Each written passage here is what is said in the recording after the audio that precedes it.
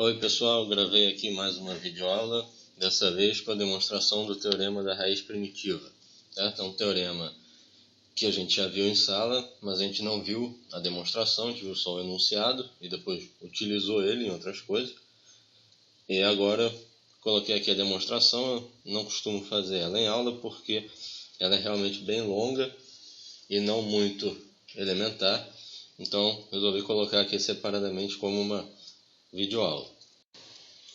Então, nosso objetivo é mostrar o resultado central a respeito dos grupos UDN que a gente construiu a partir das relações de congruência módulo N. Esse resultado, conhecido como teorema da raiz primitiva, e o que ele diz basicamente é que se P é primo, então o grupo U de P é cíclico, ou seja, se P é primo, sempre existe algum elemento dentro de U de P que eu consigo construir todos os outros elementos de U de P como potências desse elemento gerador. Para mostrar esse resultado, eu preciso antes de dois lemas auxiliares. Primeiro lema, eu pego um grupo abeliano finito. Aqui eu preciso que o grupo seja abeliano, ou seja, que a operação seja comutativa. Para esse lema ser satisfeito, eu pego dois elementos do grupo, A e B. A ordem de A é M, a ordem de B é N. E eu tenho como hipótese que o MDC entre M e N é 1. Então, a ordem de AB é M vezes N. Então, se as ordens de dois elementos forem primas entre si, a ordem dos dois elementos operados entre si é o produto das duas ordens originais. Então, demonstração desse primeiro lema. Em primeiro lugar, AB elevado a Mn é igual a elevado a Mn operado com B elevado a Mn, já que o grupo é abeliano. Eu só posso decompor essa potência dessa forma porque o grupo é abeliano. Prosseguindo os cálculos, eu posso colocar o A elevado a M dentro de um parênteses, eu posso colocar o B elevado a N dentro de um parênteses. Isso é conveniente para mim pelo seguinte: eu sei que M é a ordem de A, então A elevado a M vai dar o elemento neutro. Eu sei que N é a ordem de B, então B elevado a N vai dar o elemento neutro. Então, o resultado disso tudo vai ser o elemento neutro. Então, usando o lema-chave, como eu tenho AB elevado a Mn igual ao elemento neutro, significa que a ordem de AB divide Mn. Vou supor, então, que eu tenho aqui AB elevado a K igual ao elemento neutro para algum K menor ou igual que Mn. Né? Então, como o meu objetivo é mostrar que a ordem de AB é Mn, eu tenho que mostrar que, na verdade, não existe nenhum K menor do que Mn que vai satisfazer essa igualdade. Então, o único K que eu vou conseguir encontrar para satisfazer essa igualdade vai ser o próprio Mn. Então, eu pego AB elevado a K, elevo a N, e eu elevo o elemento neutro a N também. Então, eu peguei essa igualdade, AB elevado a K igual a E, e elevei a N dos dois lados. Certo? Só que E elevado a N é o próprio E. Agora, AB elevado a K elevado a N pode ser escrito dessa forma: A elevado a Kn e B elevado a N, eu botei o B elevado a N entre parênteses, isso elevado a K. De novo, por que eu botei o B elevado a N entre parênteses? Porque, como eu sei que a ordem de B é N, eu sei que B elevado a N vai dar o elemento neutro. Então, todo esse termo da direita vai desaparecer e eu fico só com A elevado a Kn. Então, comparando essas duas igualdades aqui que aparecem no meio do slide e essa última que aparece mais embaixo, eu posso concluir que A elevado a Kn é igual ao elemento neutro. E aí, pelo lema-chave, a ordem de A, que é M, por hipótese do enunciado, divide Kn. Agora, como eu sei que o MDC entre Mn é 1, se o M divide o produto de Kn, o M só pode dividir o K, certo? Ele não tem fator comum nenhum com N, então se ele divide o produto Kn, ele tem que dividir o K. Eu posso fazer um argumento análogo, dessa vez elevando os dois lados da igualdade AB elevado a K igual a E, dessa vez elevando a M. E com isso eu mostro que N também deve dividir K. Então repara que nesse slide anterior eu peguei AB elevado a K igual a E e elevei dos dois lados a N de navio e cheguei à conclusão de que M de Maria deve dividir K. Eu posso fazer um argumento totalmente análogo, elevando os dois lados de AB elevado a K igual a E, agora a M de Maria, e concluir que N de navio deve dividir K. Então, como tanto M quanto N dividem K e o MDC entre os dois é 1, eu posso concluir que o produto dos dois também divide K. Ou seja, MN divide K, mas eu tinha como hipótese de que K era menor ou igual a MN. Então, se K é menor ou igual a MN e MN divide K, o que eu tenho, na verdade, é que os dois são iguais. K é igual a MN, então, realmente, a ordem de AB é MN. O segundo lema que eu vou mostrar a seguir, ele foi provado inicialmente pelo Lagrange, e aqui, nesse caso, eu vou utilizar uma prova por indução para esse lema. Então, lema 2, eu pego um P' e um polinômio, f de x, ele vai ser ak vezes x elevado a k, mais ak menos 1 vezes x elevado a k menos 1, etc, etc, etc, até a1 vezes x mais a0. Né? É um polinômio em que esses coeficientes aí são todos inteiros, a variável x também só vai assumir valores inteiros, e eu vou assumir como hipótese que o coeficiente líder aqui do polinômio, que é o AK, o coeficiente do termo de maior grau, né, o coeficiente do termo de grau K, não é congruente a zero módulo P, ou seja, ele não é múltiplo desse primo P. E aí o que o lema me diz é que essa congruência fx congruente a zero módulo P tem no máximo K soluções distintas módulo P. Esse lema ele é o análogo modular de um resultado que a gente tem de funções. Você pega uma função de grau 2, você sabe que ela vai ter no máximo duas soluções, duas raízes. Né? Uma função de grau 1 vai ter no máximo uma raiz, e por aí vai. E aí a gente vê que no caso em que o módulo é primo, esse tipo de resultado se mantém. Se eu tenho f de x congruente a zero módulo P, eu tenho no máximo k possíveis valores para x que vão satisfazer essa congruência. Certo? Então, demonstração. Tá? Só uma observação, isso não é verdade se o módulo for composto. Isso só é verdade se o módulo for primo. Então, a demonstração, a prova é feita por indução em K, é feita por indução no grau desse polinômio, no grau dessa função.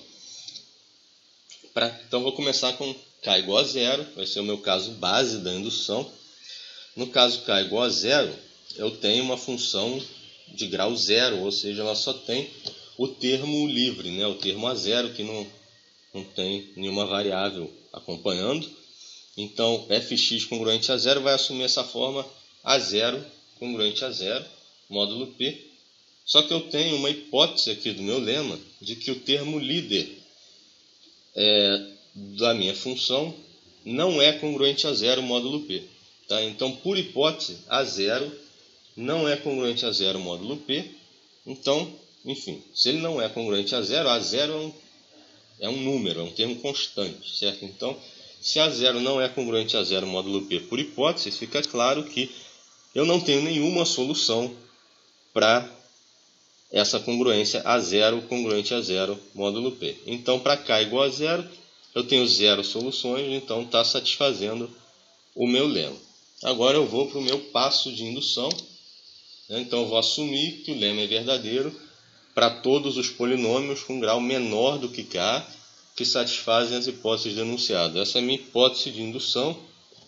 E o meu passo de indução quero mostrar que o lema também é verdadeiro para os polinômios com grau igual a k, que satisfaçam as hipóteses denunciadas. Certo? Então, em primeiro lugar, se f de x tiver grau k, e essa congruência fx congruente a zero módulo p tiver menos de k soluções distintas módulo p, o lema está sendo satisfeito. Certo? Porque o lema diz que teria no máximo k soluções distintas, então se eu tiver menos de k, o lema está ok. Então eu vou supor aqui que essa congruência tem k soluções distintas módulo p, que eu vou chamar de S1, S2, etc. até SK. E aí, para mostrar que o lema é satisfeito, o lema dizia eu tenho que ter no máximo k soluções distintas módulo p. Eu já listei aqui k soluções distintas, então eu tenho que mostrar que não existe nenhuma além dessas S1, S2, SK.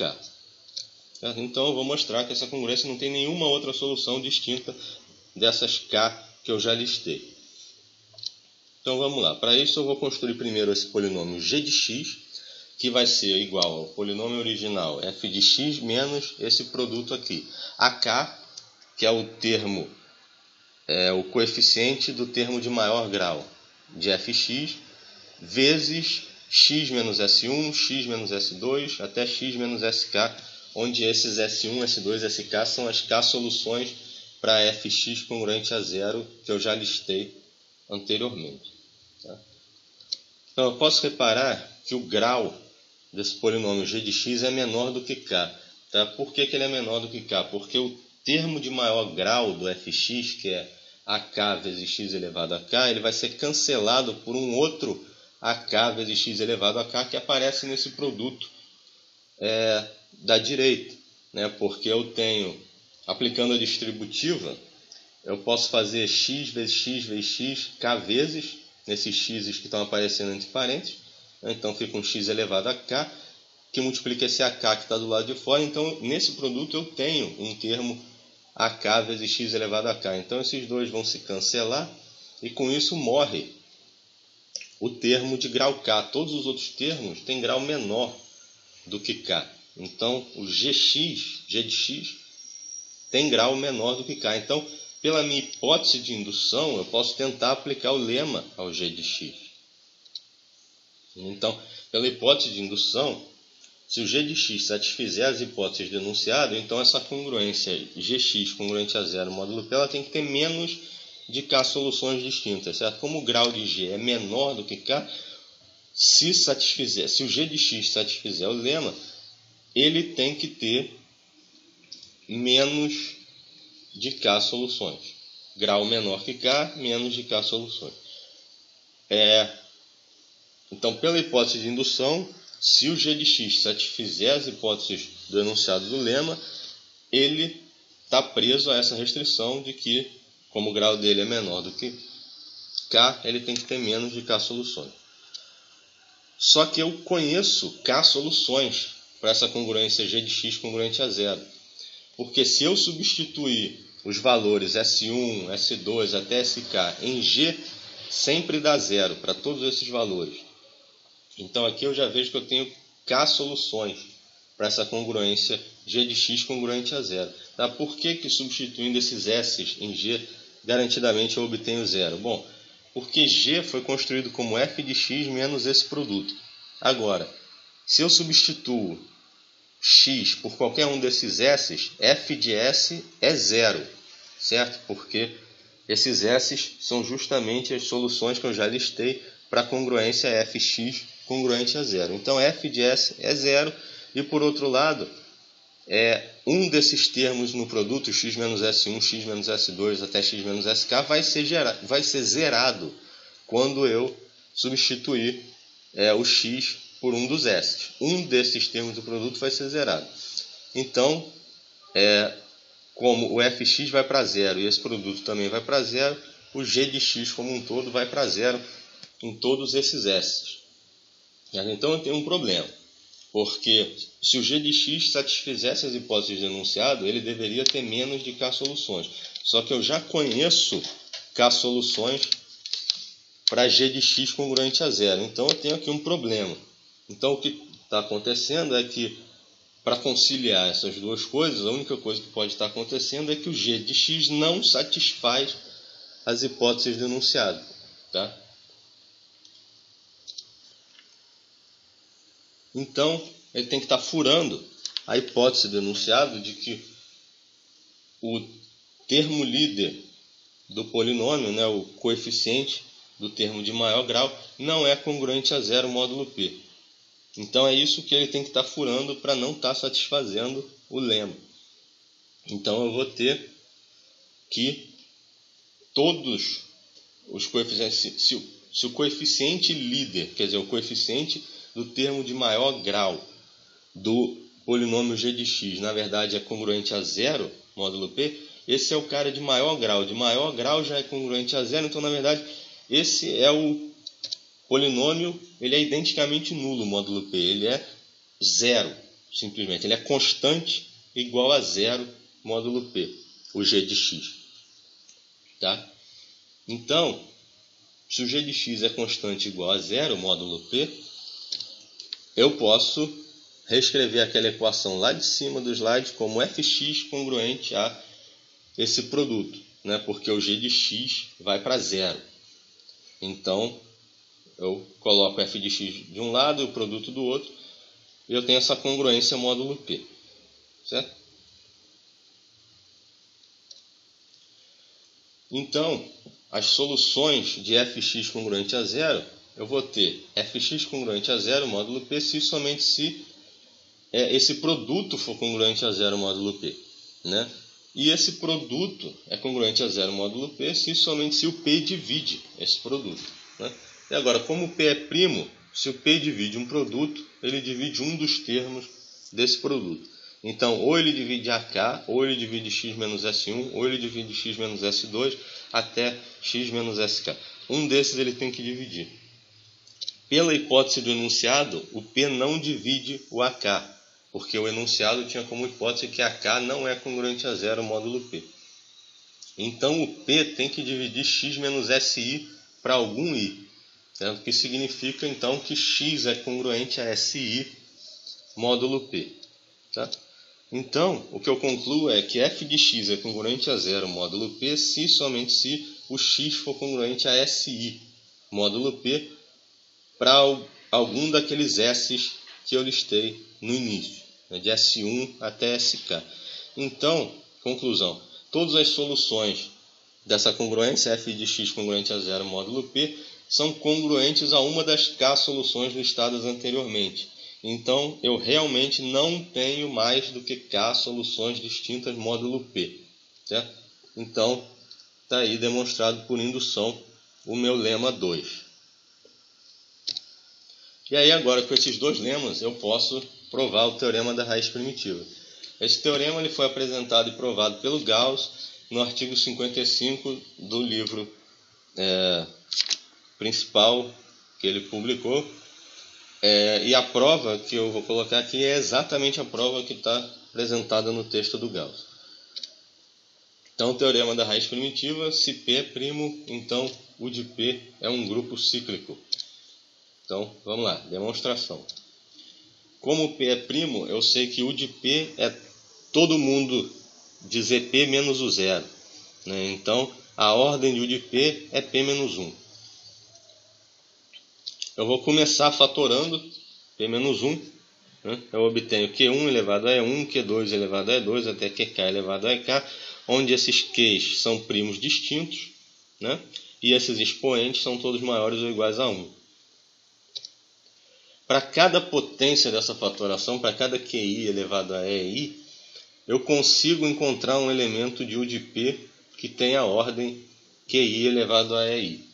Como é que eu vou construir esse elemento? Eu começo buscando um elemento AI de U de P que satisfaça isso. AI elevado a P menos 1 sobre QI não é congruente a 1 módulo P. Tá? Então, eu vou procurar um elemento que satisfaça isso e eu tenho garantias de que eu sempre vou conseguir encontrar um elemento que satisfaça isso. Tá? Por quê? Esse elemento precisa existir porque os elementos que não satisfazem isso, ou seja, os elementos que a congruência dá igual a 1, né, são soluções dessa congruência aqui embaixo, x elevado a p menos 1 sobre qi menos 1, congruente a 0 módulo p. E pelo lema 2, eu já vi que uma congruência de grau k tem no máximo k soluções, então aqui eu tenho uma congruência de grau p menos 1 sobre qi, eu vou ter no máximo p menos 1 sobre qi soluções.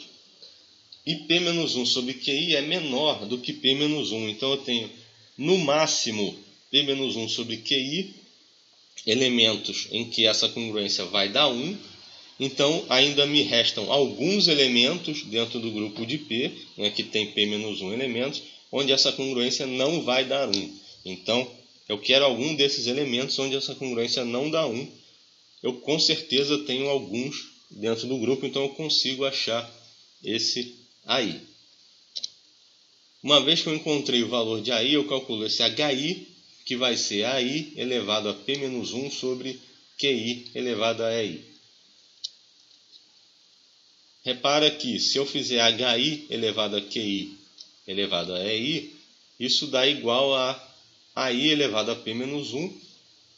Enfim, AI elevado a P menos 1 módulo P dá 1. Então a ordem de HI divide QI elevado a EI pelo lema-chave. Certo? Agora, QI é primo. Tá? Então para dividir QI elevado a EI tem que ser alguma outra potência de QI com expoente menor ou igual a EI. Então eu vou assumir que a ordem de HI seja alguma potência de QI com expoente estritamente menor do que EI. Então eu vou ter HI elevado a QI elevado a T vai dar 1, já que eu estou assumindo que QI elevado a T é a ordem de HI. Então essa potência dá 1. Agora, por outro lado, se eu substituir HI por AI elevado a P menos 1 sobre QI EI, eu obtenho que isso é AI elevado a P menos 1 sobre QI elevado a EI menos T. Tá? Então, isso tudo aí da direita está dando 1. Então, pelo lema-chave mais uma vez, eu tenho que a ordem de AI divide P menos 1 sobre QI elevado a EI menos T. Só que como EI menos T é maior do que 1, P menos 1 sobre QI elevado a EI menos T vai dividir P menos 1 sobre QI. Então, eu tenho a ordem de A divide P menos 1 sobre QI elevado a EI menos T, e P menos 1 sobre QI elevado a EI menos T divide P menos 1 sobre QI. Então, eu tenho o primeiro cara divide o segundo divide o terceiro, eu tenho o primeiro cara dividindo o terceiro, ou seja, a ordem de A divide P menos 1 sobre QI. E aí, se a ordem de A divide P menos 1 sobre QI, usando o lema-chave pela enésima vez, eu tenho que AI elevado a P menos 1 sobre QI tem que dar 1. Se esse cara é múltiplo da ordem de AI, essa potência tem que dar 1. Tá? Agora, isso é exatamente o que não aconteceu, o que eu não queria que acontecia na minha escolha do A. Eu comecei escolhendo um A justamente que o A elevado a P menos 1 sobre QI não desse 1 módulo P. Tá? Então, o que eu obtive aqui no final é uma contradição com a escolha inicial que eu fiz para o A. Tá? Então, eu obtive aqui uma contradição a partir do momento em que eu supus que a ordem era alguma potência de QI com expoente menor do que AI. Então, a minha conclusão é que a ordem de HI tem que ser exatamente QI elevado a EI. Tá? Então, cheguei numa contradição com a escolha de AI. Então, a ordem de HI tem que ser igual a QI elevado a EI. Tá? Então, eu achei aqui um elemento com ordem igual a QI elevado a EI. E aí eu vou realizar esse cálculo para cada potência da fatoração. Então eu vou obter um elemento H1 que tem ordem Q1 elevado a E1, um elemento H2 que tem ordem Q2 elevado a E2, até um elemento HK que tem ordem QK elevado a EK. Certo? E aí repara que essas ordens são todas potências de primos distintos. Certo? Então eu tenho que se M é a ordem de HI e N é a ordem de HJ, com I diferente de J, então os MDCs de MN tem que ser 1. Duas potências de primos distintos tem que ter MDC igual a 1. Certo? Então, se eu tenho MDC igual a 1, eu posso aplicar o meu primeiro lema, que dizia que se eu tenho um elemento com ordem M, um outro elemento com ordem N, e as ordens são primas entre si, se eu multiplicar os dois elementos, a ordem da multiplicação é a multiplicação das duas ordens originais. Então, se eu pegar todos os HIs e multiplicar, fazer o produto de todos os HIs, eu vou obter um elemento G que tem como ordem o produto de todas as ordens dos HIs, ou seja, o produto de Q1 é 1 vezes Q2 é 2 até QK é K, e esse produto é justamente o P-1, que é a ordem de U de P. Então eu achei um elemento G dentro de U de P que tem ordem P-1, que é a mesma ordem de U de P. Ou seja, esse G é um gerador de U de P. Certo? Então eu fui capaz de achar um gerador de U de P, ou sinônimo, uma raiz primitiva de U de P. Então, se U de P tem um gerador, ou uma raiz primitiva, U de P é cíclico e está demonstrado aqui o teorema da raiz primitiva. Um aspecto interessante dessa prova do Gauss, para o teorema da raiz primitiva, é que ela é uma prova construtiva, quer dizer, ela não só mostra que existe uma raiz primitiva, né? Existe abstratamente uma raiz primitiva, ela também mostra explicitamente uma forma de calcular essa raiz primitiva. Para qualquer P, eu tenho aqui uma sequência de cálculos que vai me produzir explicitamente quem é essa raiz primitiva. Então esse método de cálculo ele pode ser facilmente transformado em um algoritmo para a obtenção de uma raiz primitiva de P. Como esse algoritmo é extraído diretamente da prova feita pelo Gauss, a gente chama esse algoritmo de Gauss. No algoritmo, a gente fatora o número P-1, né, como Q1 é 1, Q2 é 2 até QK é K. Para cada primo QI, a gente busca um valor AI, onde AI elevado a P-1 sobre QI não seja congruente a 1 módulo P. Usando esse valor de AI, a gente calcula o HI, que vai ser AI elevado a P-1 sobre QI elevado a EI, e multiplica todos os valores de HI, né? H1 até HK, porque eu tenho um H para cada fator primo Q, né? E a multiplicação de todos esses valores de HI módulo P me dá uma raiz primitiva. Tá? Então aqui é uma descrição do algoritmo. A entrada é um número primo maior ou igual que 3, a saída é uma raiz primitiva do grupo de P. Então eu começo fatorando P-1, né? E aí eu faço I igual a 1, G igual a 1. O I vai varrer os fatores primos de Q1 até QK, né? Vai ser os índices de 1 até K. O G vai acumular o produto dos Hs que eu vou calculando para cada fator. E no final ele vai conter então a raiz primitiva. Então, para cada fator de Q1 até QK, eu procuro um A em que A elevado a P-1 sobre QI seja diferente de 1 módulo P. Então eu estou procurando em ordem crescente. Enquanto for igual a 1, eu vou fazendo A igual a A mais 1. Eu vou incrementando A até achar um que seja diferente. Aí eu calculo o meu H, que vai ser A elevado a P-1 sobre QI elevado a EI. E acumulo esse H que eu calculei dentro do G, né? Eu vou multiplicando todos os Hs dentro do G. E quando eu fizer isso para todos os índices I de 1 até K, eu vou ter dentro do G a minha raiz primitiva. Então, algoritmo bem direto, e você encontra a raiz primitiva do grupo de P. Esse algoritmo ele retorna uma das raízes primitivas de U de P, tá certo? Porque na verdade o grupo de P ele não somente tem uma raiz primitiva, como ele tem várias raízes primitivas. Então ele retorna uma das raízes primitivas de U de P, mas não tem garantias de que ele vai retornar a menor raiz primitiva de todas. mas enfim, paciência, né?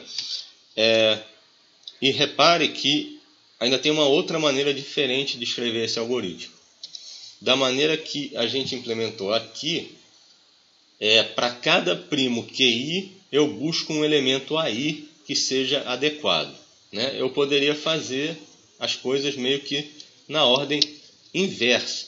Então eu poderia realizar a busca de outra maneira. Eu poderia fazer para cada valor A no intervalo entre 2 e p-1, eu busco quais fatores primos QI são atendidos por A. Isso é, quais fatores primos QI satisfazem A elevado a p-1 sobre QI não é congruente a 1 módulo P.